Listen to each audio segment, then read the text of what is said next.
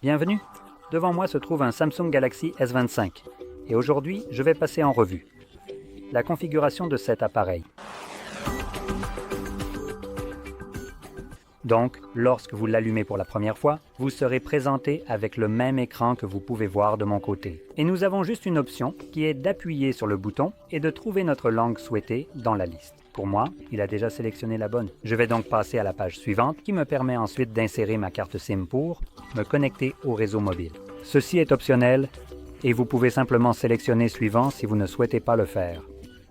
Mais je veux aussi souligner une chose. Si cet appareil est tout neuf pour vous, il vous sera demandé de vous connecter à un réseau, que ce soit un réseau mobile ou Wi-Fi.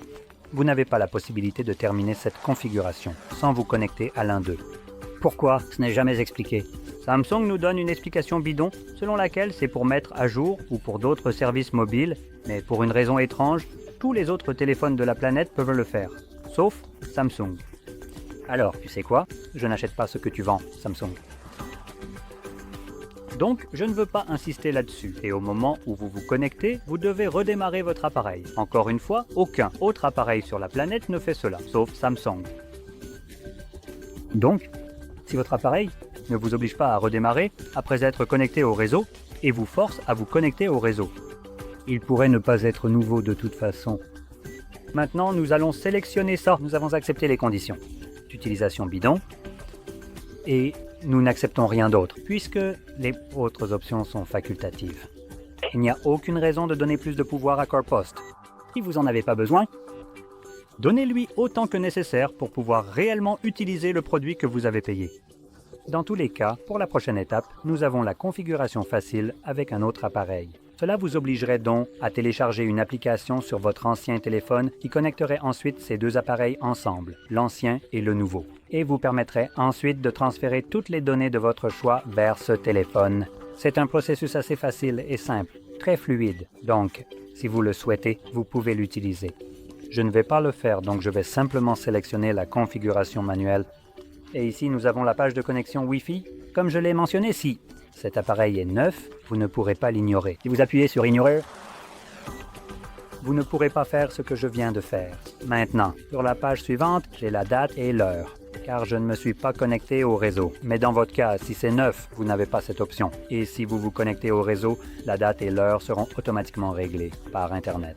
Donc, en continuant, nous avons protégé votre téléphone et nous avons la reconnaissance faciale, l'empreinte digitale et le schéma peint ou le mot de passe. Maintenant, les deux premières options sont des moyens biométriques de déverrouiller votre appareil et la biométrie n'est pas fiable à 100%. Donc, dans les moments où ce n'est pas fiable à 100% et que cela échoue. Pour déverrouiller l'appareil, il faut un code PIN, un schéma ou un mot de passe. Parce que lorsqu'il échoue, vous pouvez revenir à ces trois options qui fonctionneront toujours. Maintenant, vous n'avez pas besoin de protéger l'appareil si vous ne le souhaitez pas. Je ne le recommanderais pas vraiment. C'est ce que je vais faire, cependant, car c'est un téléphone pour le travail, ici. Donc, ensuite, avec les services Google, comme le balayage de localisation et l'envoi de données utilisateurs et de diagnostics, vous pouvez désactiver tout cela. Mais soyons honnêtes, c'est Google. Donc, autant que nous le sachions, Google continuera à collecter leurs données sans notre permission. Parce que je suis à peu près sûr que c'est comme ça qu'il fonctionne. Il y a des raisons pour lesquelles nous avons juste des recours collectifs contre ces entreprises tout le temps, et ce n'est pas parce qu'elles disent la vérité. Et ensuite, nous avons les services Samsung. Ici, vous pouvez désactiver tout cela car ils sont principalement soit des logiciels espions, soit des déchets agaçants, comme les blocages automatiques. Les APK ne peuvent pas être installés s'ils ne proviennent pas du Play Store. Ouais, non merci, allez vous faire voir avec cette option. Service personnalisé, vous savez, vous n'avez pas besoin d'accéder à toutes ces données. Et ensuite, intelligence des données personnelles. Ouais, ça ressemble juste à du charabia pour dire qu'on va collecter vos données.